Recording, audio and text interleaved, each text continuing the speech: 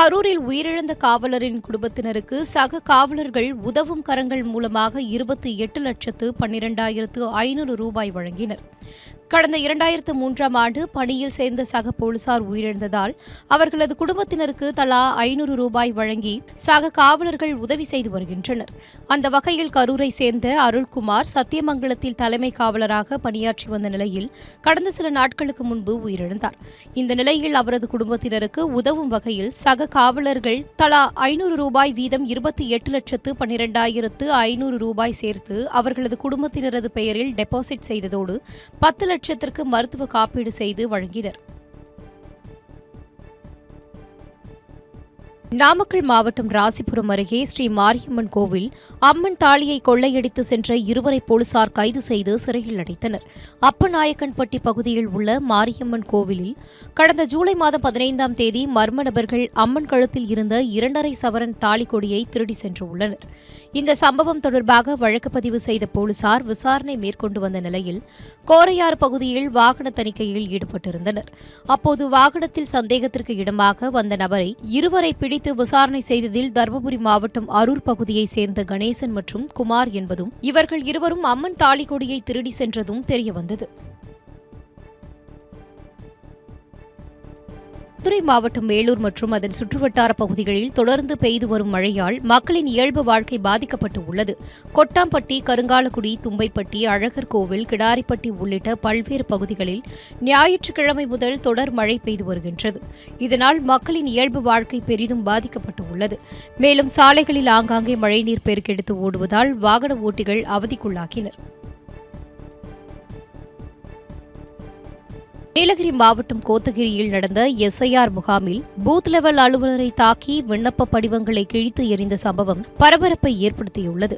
கோத்தகிரி அருகே உள்ள ஜக்கனாரை பகுதியில் வருவாய்த்துறையினர் மற்றும் அரசியல் கட்சி பூத் முகவர்கள் இணைந்து எஸ்ஐஆர் பணிகளில் ஈடுபட்டு வந்தனர். அப்போது முன்னாள் ஊராட்சி மன்ற பெண் தலைவரின் கணவர் மற்றும் அவரது உறவினர்கள் சேர்ந்து பூத் அலுவலரிடம் வாக்குவாதம் செய்ததாக கூறப்படுகிறது. தொடர்ந்து காரை வழிமறித்து அவரை தாக்கிவிட்டு விண்ணப்ப படிவங்களை கிழித்து எறிந்ததாக தெரிகிறது. நிகழ்விடத்திற்கு வந்த போலீசார் விசாரணை நடத்தி வரும் நிலையில் அப்பகுதியில் தொடர்ந்து பதற்றம் நிலவுகிறது.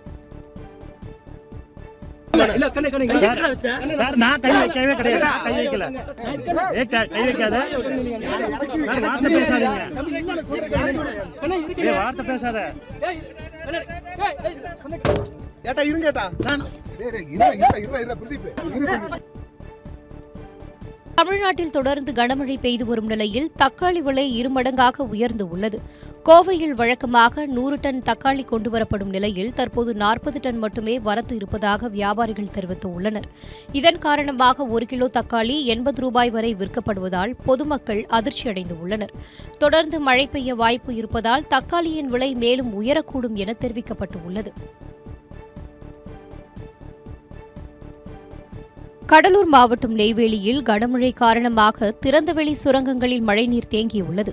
நெய்வேலி மற்றும் அதன் சுற்றுவட்டார பகுதிகளில் கடந்த 2 நாட்களாக மழை பெய்து வருவதால் மக்கள் சிரமத்திற்கு ஆளாகினர். மேலும் நெய்வேலியில் உள்ள சுரங்கங்களில் மழைநீர் தேங்கியதால் நிலக்கரி வெட்டி எடுக்கப்படும் பணி தற்காலிகமாக நிறுத்தி வைக்கப்பட்டுள்ளது.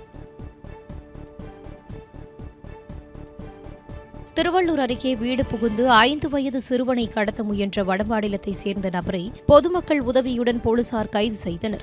திருவள்ளூர் மாவட்டம் கடம்பத்தூர் அடுத்த செஞ்சிபானம்பாக்கம் பகுதியைச் சேர்ந்த குமார் சௌந்தர்யா தம்பதிகளின் 5 வயது மகன் பவனேஷ் இந்நிலையில் சிறுவன் தனது தந்தை பாட்டியுடன் வீட்டில் இருந்து உள்ளார். அப்போது வடமாநிலத்தைச் சேர்ந்த நபர் வீடு புகுந்து சிறுவனை தூக்கி சென்றுள்ளார். பின் சிறுவனின் பாட்டி கூச்சலிட்டதில் அவனின் தந்தை வந்து தடுத்ததில் சிறுவனை அங்கேயே விட்டு சென்று உள்ளனர். மேலும் அப்பகுதியில் பதுங்கி இருந்தவரை பொதுமக்கள் தர்மஅடி கொடுத்து காவல்துறையினரிடம் ஒப்படைத்தனர். திருநெல்வேலி தென்காசியில் பருவமழை தீவிரமடைந்து இருப்பதால் தாமிரபரணி ஆற்றில் வெள்ளப்பெருக்கு ஏற்பட்டுள்ளது. மேற்கு தொடர்ச்சி மலையில் கனமழை பெய்து வருவதால் அணைகளில் நீர்வரத்து அதிகரித்து உள்ளது.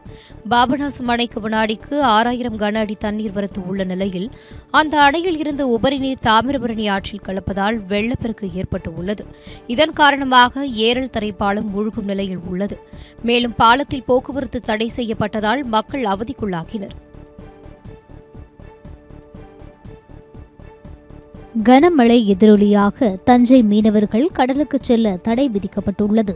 அடுத்த 3 நாட்களுக்கு டெல்டா மாவட்டங்கள், தென்கடலோர மாவட்டங்கள் மற்றும் அதனை சுற்றியுள்ள பகுதிகளில் கனமழை பெய்ய வாய்ப்பு என வானிலை ஆய்வு மையம் அறிவித்தது. இந்நிலையில் அதிராம்பட்டினம், மல்லிப்பட்டினம், சேதுபாவசத்திரம் கிராமங்களின் மீனவர்கள் கடலுக்கு சென்று மீன்பிடிக்க தடை விதிக்கப்பட்டுள்ளது. தூரக்கடல் பகுதிக்கு மீன்பிடிப்பதற்காக சென்ற மீனவர்கள் உடனடியாக கரை திரும்பவும் அறிவுறுத்தப்பட்டுள்ளனர். மீனவர்கள் தங்கள் படகுகளை பாதுகாப்பான இடத்தில் கரையேற்றி வைக்கவும் வலியுறுத்தப்பட்டுள்ளது.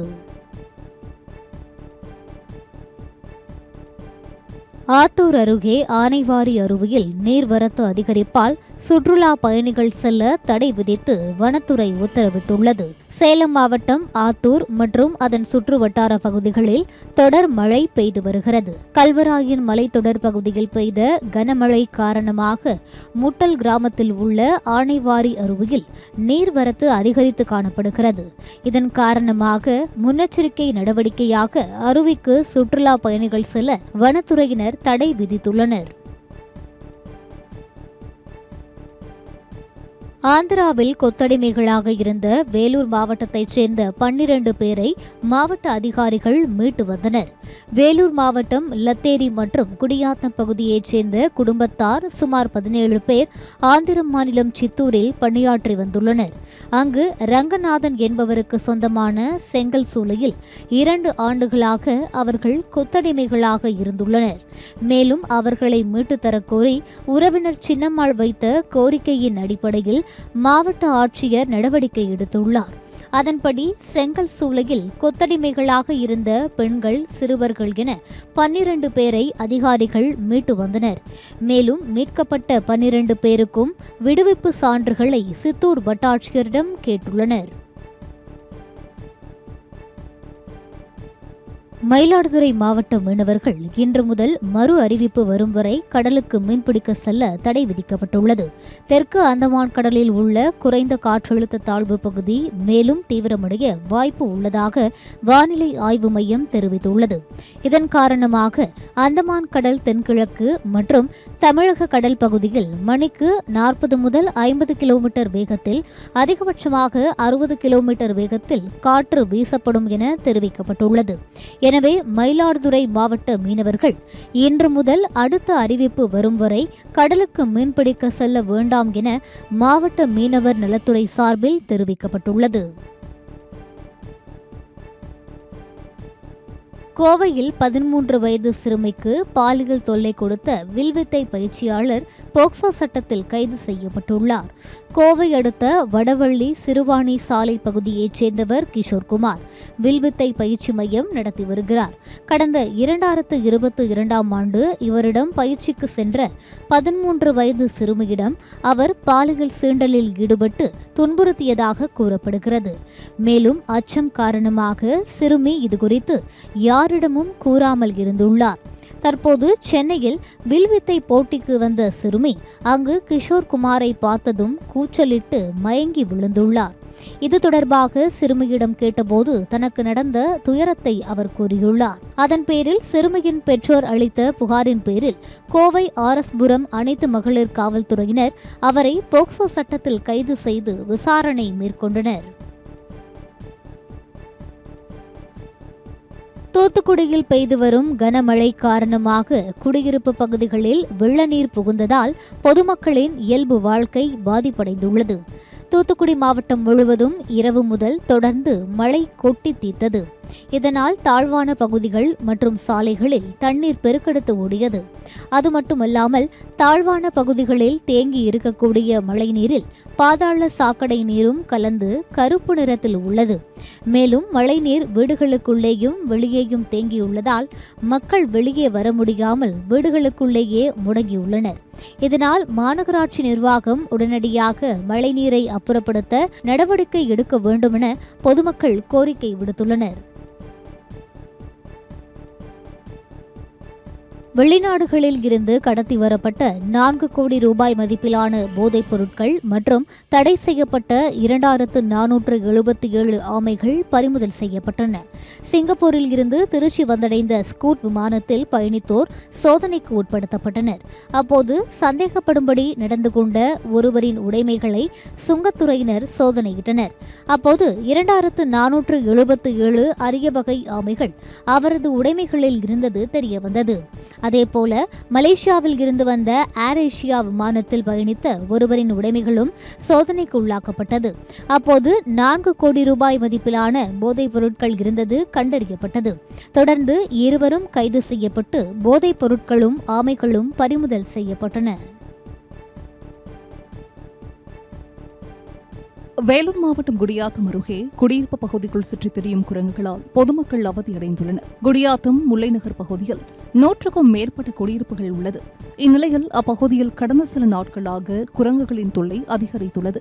50க்கும் மேற்பட்ட குரங்குகள் காய்கறிகள், உணவுப் பொருட்களை எடுத்துச் செல்வதாகவும் மின்கம்பிகளை சேதப்படுத்துவதாகவும் குற்றம் சாட்டப்படுகிறது. இதனால் பெண்களும் குழந்தைகளும் வீடுகளை விட்டு வெளியே செல்ல முடியாமல் அச்சமடைந்துள்ளனர். இதையடுத்து உடனடியாக முல்லைநகர் பகுதியில் சுற்றித் திரியும் குரங்குகளை பிடிக்க உரிய நடவடிக்கை எடுக்க வேண்டும் என பொதுமக்கள் கோரிக்கை விடுத்தனர். திருவாரூர் மாவட்டம் மன்னார்குடி அருகே கனமழை காரணமாக 5000 ஏக்கர் தாளடி பயிர்கள் நீரில் மூழ்கியதால் விவசாயிகள் வேதனையடைந்தனர். இதன் காரணமாக மன்னார்குடி, கூத்தாநல்லூர், வடபாதிமங்கலம் உள்ளிட்ட சுற்றுவட்டார பகுதிகளில் 5000 ஏக்கர் பரப்பளவில் விவசாயிகள் தாளடி நடவு பணிகளை மேற்கொண்டனர். தொடர்ந்து அப்பகுதியில் கனமழை பெய்ததால் 20 நாட்களே ஆன நெற்பயிர்கள் நீரில் மூழ்கின. மழைநீர் வடியாமல் தேங்கி நிற்பதால் பயிர்கள் அழுகும் நிலை ஏற்பட்டிருக்கிறது. இதனால் வேதனை அடைந்துள்ள விவசாயிகள் அரசு உரிய நிவாரணம் வழங்க வேண்டும் என கோரிக்கை விடுத்தனர். தாவேக தலைவர் விஜய் குறித்து அவதூறாக வீடியோ வெளியிட்டதாக கூறி யூடியூபர் மீது தாக்குதல் நடத்திய அக்கட்சி தொண்டர்கள் 4 பேர் கைது செய்யப்பட்டனர். சென்னை முகலிவாக்கம் பகுதியை சேர்ந்த கிரண் ப்ரூஸ் என்பவர் யூடியூப் சேனல் ஒன்றை நடத்தி வருகிறார். இவர் தாவேக தலைவர் விஜய் குறித்து தொடர்ந்து வீடியோ வெளியிட்டதாக கூறப்படுகிறது. கடந்த 21ஆம் தேதி வடபழனியில் உள்ள கமலா தியேட்டரில் படம் பார்த்துவிட்டு வெளியே வந்த கிரண் ப்ரூஸை தாவேகா சேர்ந்த 4 பேர் மடக்கி பிடித்து 200 ரூபாய் கொடுத்தால் வீடியோ வெளியிடுவாயா என கேட்டு தாக்கியதாக தெரிகிறது. இதையடுத்து புகாரின் பேரில் நேரில் சென்ற போலீசார் அதே தியேட்டரில் விஜயின் ஃப்ரெண்ட்ஸ் படத்தை பார்த்துக் கொண்டிருந்த பாலகிருஷ்ணன், தனுஷ், அசோக், பார்த்தசாரதி ஆகிய 4 தாவேகாவினரை கைது செய்தனர். சென்னையில் ஒரு சிறுவனை தெருநாய் துரத்தி சென்ற சிசிடிவி காட்சிகள் வெளியாகியிருக்கிறது. மந்தைவெளி மற்றும் சுற்றுவட்டார பகுதிகளில் தெருநாய்களின் தொல்லை அதிகரித்து வருவதாக குற்றச்சாட்டு நீடித்து வருகிறது.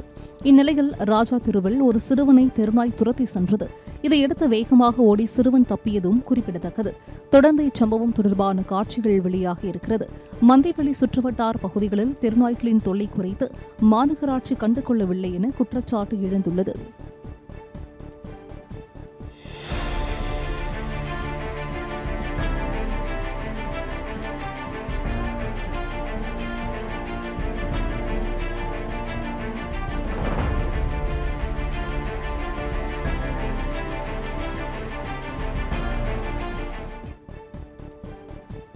சென்னையில் உணவகத்தில் 24 லட்சம் ரூபாய் மோசடி செய்த மேலாளர் உட்பட 4 பேர் கைது செய்யப்பட்டனர். புரட்சிவாக்கத்தில் வசித்து வரும் சையத் தானிஷ் என்பவர் நண்பர்களுடன் சேர்ந்து நுங்கம்பாக்கத்தில் உணவகத்தை தொடங்கி நடத்தி வந்தார். உணவக வரவு செலவுகளை ஆய்வு செய்த போது பில் தொகையை மாற்றியும் QR கோடு மூலமாகவும் மேலாளர் முகமது பாரிஸ் ரஹ்மான் உள்ளிட்டோர் 24 லட்சம் ரூபாய்க்கு மேல் மோசடி செய்தது தெரியவந்துள்ளது. புகாரின் பேரில் வழக்கு பதிவு செய்த 1000 விளக்க போலீசார் முகமது பாரிஸ் ரஹ்மான், முகமது ஹனீப், ராயின் அகமது, பூபாலன் ஆகியோரை கைது செய்தனர். அவர்களிடமிருந்து ஒரு கார் மற்றும் 7 செல்போன்கள் பறிமுதல் செய்யப்பட்டது. சென்னை கூவம் ஆற்றில் இறங்கி மேலே வர மறுத்தவரை தீயணைப்புத் துறையினர் பத்திரமாக மீட்டு மருத்துவமனைக்கு அனுப்பி வைத்தனர். திருவல்லிக்கேணி நேப்பியர் பாலம் அருகே கூவம் ஆற்றில் 35 வயதுடைய ஒருவர் இறங்கி மேலே வர மறுத்ததாக குற்றச்சாட்டு எழுந்துள்ளது. சம்பவ இடத்திற்கு விரைந்த தீயணைப்பு மற்றும் மீட்புப் படையினர் காவல்துறை உதவியுடன் மீட்புப் பணியில் ஈடுபட்டனர். இதைத் தொடர்ந்து அவரிடம் மேலே வருமாறு 1 மணி நேரமாக பேச்சுவார்த்தை நடத்தினர். இதையடுத்து கூவம் ஆற்றில் இறங்கி அந்த நபரை பாதுகாப்பாக மேலே அழைத்து வந்தனர். விசாரணைக்கு அவர் எந்த பதிலும் கூறாத நிலையில் அரசு மருத்துவமனைக்கு அனுப்பி வைக்கப்பட்டார். வேலூர் அரசு மருத்துவமனை அருகே பிறந்த சில மணி நேரங்களே ஆன பச்சிளம் குழந்தை உயிரிழந்த நிலையில் கழிவுநீர் கால்வாயிலிருந்து மீட்கப்பட்டுள்ளது. அரசு பன்னோக்கு உயர் சிகிச்சை மருத்துவமனை உள்ள கழிவுநீர் கால்வாயில் பச்சிளம் பெண் குழந்தையின் சடலம் இருப்பதாக அப்பகுதி மக்கள் வேலூர் தெற்கு காவல் நிலையத்திற்கு தகவல் தெரிவித்தனர். இதையடுத்து சம்பவ இடம் சென்ற காவல்துறையினர் கழிவுநீர் கால்வாயில் இருந்து குழந்தையை மீட்டு உடற்கூராய்விற்காக அடுக்கம்பாறையில் உள்ள அரசு மருத்துவமனைக்கு அனுப்பி வைத்தனர். இந்நிலையில் குழந்தையை கழிவுநீர் கால்வாயில் வீசிச் சென்ற தாய் யார் என்பது தொடர்பாக வழக்கு பதிவு செய்து போலீசார் விசாரணை மேற்கொண்டு வருகின்றனர். நீலகிரி மாவட்டம் கோத்தகிரி அருகே சாலைகள் முகாமிட்டிருந்த கரடிகளை ரோந்து போலீசார் வனப்பகுதிக்குள் விரட்டினர். கோத்தகிரி சுற்றுவட்டார பகுதிகளில் சமீப காலமாக கரடிகளின் எண்ணிக்கை அதிகரித்து காணப்படுகிறது. உணவு மற்றும் தண்ணீர் தேடி குடியிருப்பு பகுதிகளுக்குள் உலா வருகின்றன. இந்த சூழலில் கோத்தகிரி அருகே ஓம் நகர் பகுதியில் இரவு குட்டியுடன் கரடிகள் உலா வந்தன. அப்போது அவ்வழியாக வந்த ரோந்து போலீசார் கரடிகளை வனப்பகுதிக்குள் விரட்டினர். இதனால் அச்சமடைந்துள்ள பொதுமக்கள் கூண்டு வைத்து கரடிகளை பிடிக்க வேண்டும் என கோரிக்கை விடுத்துள்ளனர்.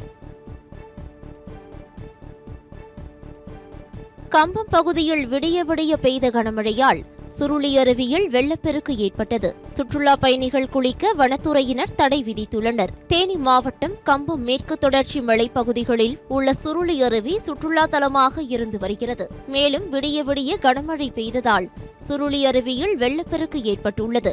அதன் காரணமாக சுற்றுலா பயணிகள் சுருளி அருவியில் குளிப்பதற்கு வனத்துறையினர் தடை விதித்துள்ளனர். இந்த நிலையில் சபரிமலை கோவிலுக்கு கம்பம் வழியாக செல்லும் பக்தர்கள் சுருளி அருவியில் குளிக்க முடியாமல் ஏமாற்றத்துடன் திரும்பிச் சென்றனர்.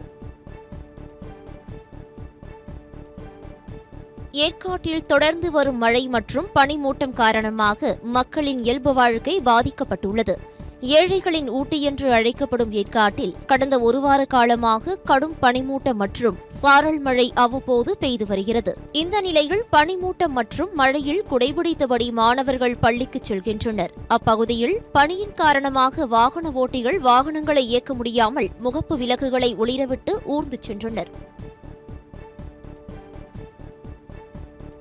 கோவையில் டெங்கு காய்ச்சல் தடுப்பு பணிகளில் 1200 ஊழியர்கள் நியமிக்கப்பட்டனர். வடகிழக்கு பருவமழை தீவிரமடைந்துள்ளதை அடுத்து பெரியவர்கள் முதல் குழந்தைகள் வரை அனைவரும் காய்ச்சல், சளி, இருமல் உள்ளிட்ட பாதிப்புகளால் அவதியடைந்து வருகின்றனர். இந்நிலையில் 4 பேர் டெங்கு பாதிப்பு அறிகுறிகளுடன் சிகிச்சை பெற்று வருகின்றனர். இதையடுத்து டெங்கு காய்ச்சல் பரவலை தடுக்க சுகாதாரத்துறை தீவிர நடவடிக்கை மேற்கொண்டு வருகிறது. அதன்படி காய்ச்சல் பாதிப்பு அதிகம் உள்ள இடங்களில் சிறப்பு மருத்துவ முகாம்கள் நடத்த உள்ளதாகவும் நடமாடும் மருத்துவக் குழுவும் தயாராக இருப்பதாக கோவை மாநகராட்சி பகுதிகளில் 1200 பேர், நகராட்சி ஊராட்சிகளில் தலா 30 பேர் என ஒரு பிளாக்கிற்கு தலா 20 பேர் மீதும் மொத்தம் 2400 ஊழியர்கள் நியமிக்கப்பட்டிருப்பதாக தெரிவிக்கப்பட்டுள்ளது. மயிலாடுதுறை மாவட்டம் குத்தாலம் அருகே சேரும் சகதியுமாக உள்ள சாலையில் நாற்று நட்டு பொதுமக்கள் கண்டன ஆர்ப்பாட்டத்தில் ஈடுபட்டனர். வழுவூர் ஊராட்சி பூவாலை கிராமத்தில் ஆற்றங்கரை ஓரம் சுடுகாட்டிற்கு செல்லும் சாலை சேதமடைந்துள்ளது. மழைக்காலங்களில் சாலை சேரும் சகதியுமாக மாறி நடக்க முடியாத சூழல் ஏற்படுவதாக கூறப்படுகிறது. இதனால் பள்ளி மாணவர்கள், பொதுமக்கள் மற்றும் வாகன ஓட்டிகள் தவறி விழுந்து காயம் ஏற்படுவதாக குற்றம் சாட்டப்படுகிறது. இதையடுத்து சாலை வசதி, குடிநீர் வசதி உள்ளிட்ட அடிப்படை வசதிகள் செய்து தர கோரி துறை சார்ந்த அதிகாரிகளிடம் மனு அளித்தும் நடவடிக்கை எடுக்கப்படவில்லை என கூறப்படுகிறது. இதை கண்டித்து சேரும் சகதியுமாக உள்ள சாலையில் பொதுமக்கள் நாற்று நட்டு போராட்டத்தில் ஈடுபட்டனர். மயிலாடுதுறை அருகே சாலையில் சென்று கொண்டிருந்த கார் கட்டுப்பாடு இழந்து ஆற்றில் மூழ்கிய நிலையில் காரில் பயணம் செய்தவர்கள் நல்வாய்ப்பாக உயிர் தப்பினர். தரங்கம்பாடி அடுத்த அனந்தமங்கலம் பகுதியில் மகிமலை ஆற்றின் குறுக்கே பிரதான சாலை உள்ளது. ஏற்கனவே குண்டும் குழியுமாக இருந்த சாலை தொடர் மழை காரணமாக மேலும் சேதமடைந்து காணப்பட்ட நிலையில் அவ்வழியே சென்ற சொகுசு கார் ஒன்று கட்டுப்பாடு இழந்து ஆற்றுக்குள் விழுந்துள்ளது. இதையடுத்து காரில் பயணம் செய்தவர்கள் உடனே வெளியே வந்த நிலையில் அப்பகுதி மக்கள் அவர்களை பத்திரமாக மீட்டனர். மேலும் இதுபோன்ற விபத்துகளை தவிர்க்க சாலையை சீர் செய்ய வேண்டும் என கோரிக்கை விடுத்தனர்.